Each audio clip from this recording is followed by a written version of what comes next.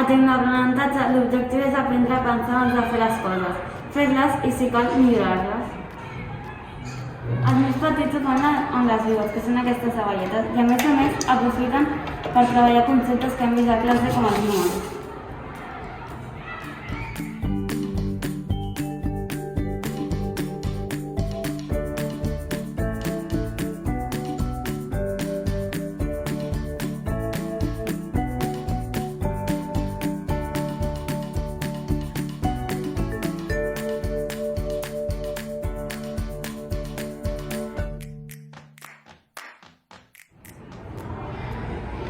Amb aquests kits treballem la robòtica. A partir de conceptes de medi construïm el nostre robot i el programem.